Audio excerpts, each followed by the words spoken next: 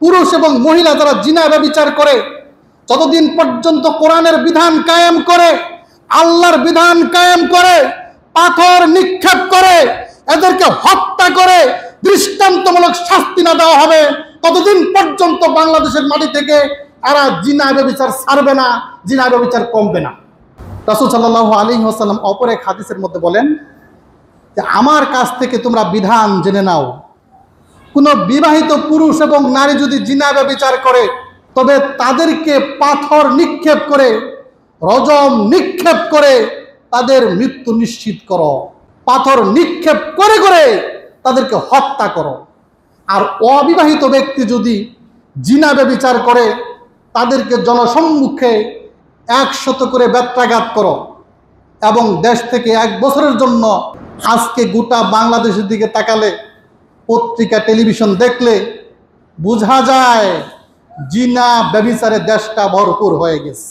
আগে আমরা শুনতাম ইহুদি এবং খ্রিস্টানদের দেশে বিবাহ বহির্ভূত, বিয়ে ছাড়া পুরুষ এবং নারী, ছেলে এবং মেয়ে একসাথে সংসার করে, একসাথে দিনের পর দিন কাটায়, এক বাসায় দিনের পর দিন কাটায়, জামাই বউয়ের মতো, কিন্তু বিবাহ ছাড়া, যেটাকে বলা হয় লিভ টুগেদার। কিন্তু অত্যন্ত দুঃখ এবং পরিতাপের বিষয়, বাস্তবতা হচ্ছে বাংলাদেশেও অসংখ্য জায়গায় আজকে মুসলমানদের মধ্যে এমন লিভ টুগেদার হচ্ছে। ইউনিভার্সিটিতে যাবেন, গার্মেন্টসে যাবেন, বিভিন্ন জায়গায় আপনি যাবেন, ছেলে মেয়ে নিজেরাই বিবাহ শাদী করে, কেউ আবার বিবাহ শাদী ছাড়াই নিজেরা ঘর সংসার করে। এবার বলুন, পিতামাতা ছাড়া, অভিভাবক ছাড়া, সাক্ষী সমেত ছাড়া তারা যে নিজে নিজে বিয়ে করলো, এই বিয়ে কি হয়েছে? বলেন, হয়েছে? যতদিন তারা ঘর সংসার করবে পুরোটাই তাদের কি হবে? জিনা ব্যভিচার হবে।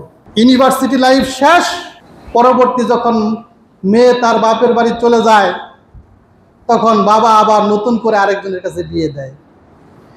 ইউনিভার্সিটিতে আমার আপনার অনেকেরই মেয়ে ছেলে পড়ে, আমি সবার কথা বলি নাই, কিন্তু এমন পরিবেশ আছে বলে আমরা একাধিক জায়গা থেকে শুনতে পেরেছি। আল্লাহর বিধান কায়েম করে এ সকল অবিবাহিত যুবক এবং যুবতীকে 100 করে বেত্রাঘাত এবং 1 বছরের মধ্যে দেশান্তর না করলে এই জিনা ব্যভিচার বাংলাদেশে বাড়বে না কমবে?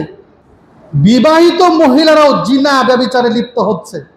আপনারা যারা একটু বয়স্ক তারা হয়তো এতটা বুঝবেন না, যারা সামাজিক যোগাযোগ মাধ্যম ব্যবহার করেন, ফেসবুক, ইউটিউব ব্যবহার করেন, এমন এমন বয়স্ক মহিলা যুবকদেরকে ভাড়া করে এই যুবকদেরকে নিয়ে ক্রমাগত মাসের পর মাস সময় কাটায়।